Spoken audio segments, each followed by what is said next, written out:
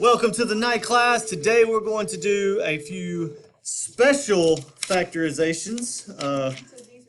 These are special, yes. We're going to be factoring special cases. So we're still factoring. We're still doing the same thing we've been doing.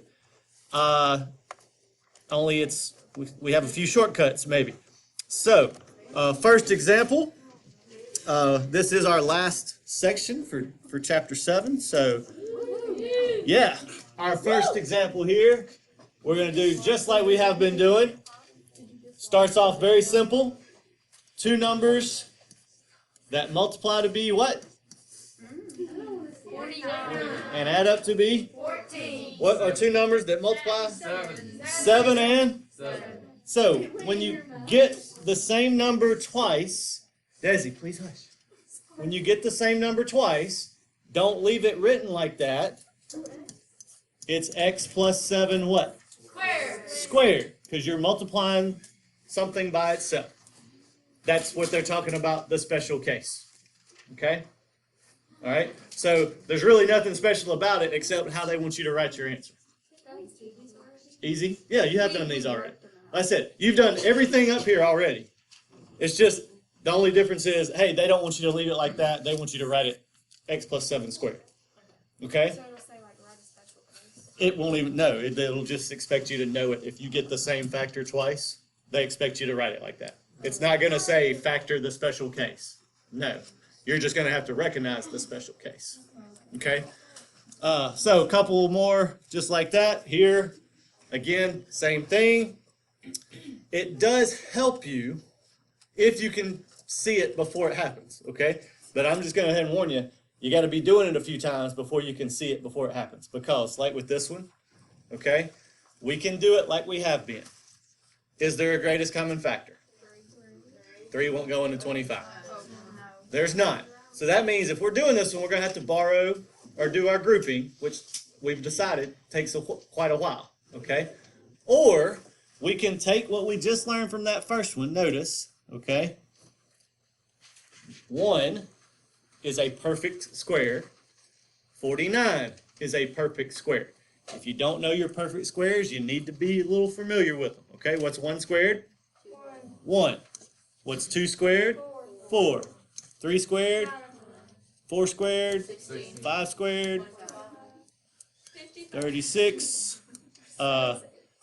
49. 64. 81. 100. 121. 144. Okay? That's 1 through 12. All right? Be familiar with these. That's an ugly 25. Okay. So be familiar with them because they can help you save time. So if you notice, we have a perfect square here, perfect square there. What was in front here? 1. What was in the back here? 7. All you got to do is make sure they add up to what? 14. So every time that happens, just check it out and see. So for example, 9, perfect square, right? 25. So you could do 3x plus 5 and 3x plus 5. But what did I do wrong? It has to add up to what? Negative 30.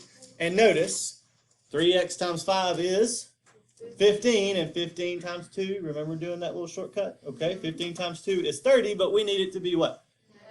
So all I have to do is change it to minus 5 and minus 5. Okay? Which is 3x minus 5 squared. But you have to recognize your perfect squares. Okay? Again, do you have to do it like that? No. We can do just like we have been doing. Borrow, right? Okay? 9 times 25. That's really big. Let's see, what is that, 225? 4 times 25 is 200, right? Is that right? There's an 8. 8 quarters and $2, right? Okay. So 225. What two numbers multiply to be 225 and add up to negative 30? Negative 15 and negative 15. Okay. Negative 15, we borrowed the what? We borrowed the 9, so we put it back by dividing. We simplify our fraction. That is 5/3 and 5/3. And we do what with the denominator? Put it in the front. So that's 3x minus 5 squared. Same answer. It's just we're doing a little shortcut on the first way. Okay? Again, you don't have to take the shortcut. Okay? Work it out. We just had a whole section on how to do it this way. So if you're comfortable with doing it that way, go with it. Okay? If you want to do the shortcut, do the shortcut. When's the shortcut only really help you? They're taking it today. On the ACT. That's the only time really you have to do something in a certain amount of time. Okay? Or a regular test. Okay? You might have a test later that's timed. Okay? So if time is not an option, the shortcut really doesn't do any good. Okay? It's only effective if you need it to be to save time. Does that make sense? Okay? So don't feel like you have to do the shortcut. But I'm going to do them all to the shortcut today just because that's the lesson. Okay? And so hopefully you can kind of see what's happening. All right? 4. Perfect square? Perfect square? Yeah. What's the square root of 4? What's the square root of 9? If you multiply those, you get what? 6. And if you double that, you get 12. So it's just 3x plus, not 3x, sorry, 2x plus 3 squared. It is, I mean, it's easy. If you understand it, it's easy. It's easy to say that if you understand it, okay? I like working it out. If you like working it out, again, you'll get the same answers, okay? I promise. You just have to make sure if you're doing the shortcut, this number and this number is not hard. It's making sure they add up to the middle one is where you have to watch out, okay? So here we have 1. Square root of 1 is? So 1x. 16 is a perfect square. What's its square root? 4. Since we have a negative here. Okay? But again, that's only, we got to make sure 4 times, or negative 4 times 1 is negative 4, and then you double it, makes negative 8. If that's not true, then that's not the right answer. Can we do that way on the test? Like, Absolutely. Okay. I don't know if we have to like show them. Not if it's a special case. So wait, explain how you justify it again. I'm just making sure if I were to multiply it out, I'll write it out the long way. Okay? When you do these inside ones, or the outside and the inside, where you get negative 4x and negative 4x, they need to make sure they add up to what's in the middle, negative 8x. Okay? If they don't, you can't do this.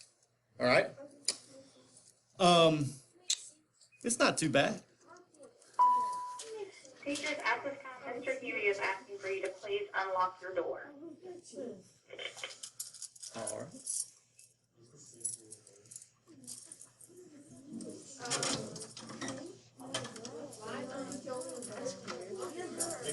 All right. Sasha has a tech store and needs a cylindrical container to package her voice-activated speakers. That is an Alexa. Looks like it. Anyway. A package company makes 2 different cylindrical containers. Both are 3 inches high. The volume information is given for each type of container. Determine the radius of each cylinder. Determine how much greater is the radius of one container than the other. Got it. All right. So, how do you find volume of a cylinder? I don't remember. Okay. Always, it's what of the base times height. It's half. No. 2/3. It's what of the whole base. Diameter. The area. Okay. So I didn't hear you, Cameron. I'm sorry. I'm old. I can't speak in my good ear. Okay. So it's the area of the base times the height. Everybody got me? Okay. So what is the base of a cylinder? A circle. So how do you find the area of a circle? Pi r squared. Okay. Times the height. That is our volume of a cylinder. Okay. So understand it says how much greater is the radius of one container than the other. So we're basically having to figure out the radiuses here. All right, so I know this equals to pi r squared times the height. Everybody with me? Okay. Now, what is this part equal to? The height. R squared times the height. Do we know the height? 75. Oh. Both are 3 inches high. So right now, the pi's, right? I can divide by pi. They go away. And so I have left 3x squared plus 30x plus 75 has to equal r squared times 3. Everybody with me so far? How do I get r by itself?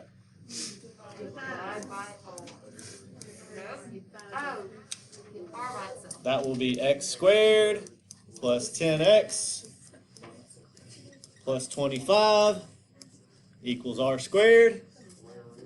I take the square root, but I don't know about you guys, but my square rooting abilities for this thing is not the greatest. However, if I factor this side first, notice, perfect square, 25 is a perfect square. What's the square root of 1? 1. What's the square root of 25? 5 times 1 is 5, times 2 is 10. So I can write this, x plus 5 squared equals r squared. So now, you take your square root, your radius for the first one is x plus 5. Oh, that's only the first one. That's the first one. Okay, now we're going to do the second one. Here, we've got the same stuff. Okay, the pi's are going to what still? Cancel out, so I'll write it out. 3 pi x squared equals pi r squared h, right? I know h, the pi's cancel, so we got 3x squared equals r squared times 3. What happens to the 3's? They cancel as well. So r squared equals x squared. The radius is x. So what's the difference between the first one and the second one? The first one and the bigger. 5 inches. X plus 5 minus x is 5. Possibly. But understand, it's just doing math you already know. Okay? What if you forget the formula? Forget what one? Oh, you'll know it by the end of the year. Yes, ma'am. All right. I think this is the same type problem. Okay. Differences of two squares. I'm going to first, as we talked about, I'm going to do it the way you've done it before already. Okay. So if I have x minus 3 times x plus 3. Remember, this was a special case. What made it special? What do I not have to worry about doing when it's like this? The middle part. I'm going to multiply it out, though, okay? Because remember, we had a shortcut. That's x times x is x squared. And then we had negative 9. And the middle does what? Cancels every time. Because you get x times 3 is 3x. And then negative 3 times x is negative 3x. And they cancel, and you're just left with x squared minus 9. Okay? So, this is really the shortcut you need to remember. Okay? Because this will save you a lot of time. It's the difference of what? Square. Of squares. They both have to be a square, and you have to be what? Subtracting them. Okay? If you're not subtracting them, this does not work. Got me? Okay? So, very simple. What's the square root of 1? So, x and x. What's the square root of 9? You put positive 3 and you put negative 3. And you just factored it. Now, if you want to do it the long way, you just have to remember, what are these going to add up to? 0. Because there's no middle term. Everybody got that? Okay, it's just an x squared and a constant. So if there's no middle term, that means the coefficient must have been what? 0. So you're figuring out what two numbers multiply to be -9 and add up to 0. The only way two things add up to 0 is if they are the same number, but one's positive and one's negative. Everybody got me? So you can still do this the way you've been thinking. You just need two numbers that multiply to be -9 and add up to 0. 3 and -3. Okay? Trending. All right, let's do a few more of those. Grab it. There we go.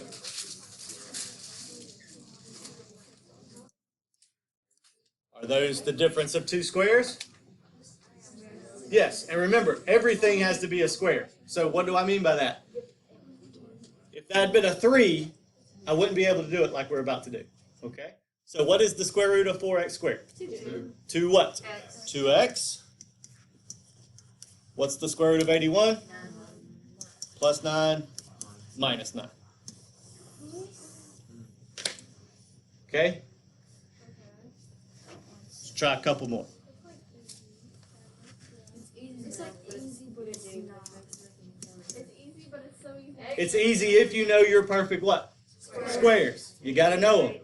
Okay? So X plus 8, X minus 8.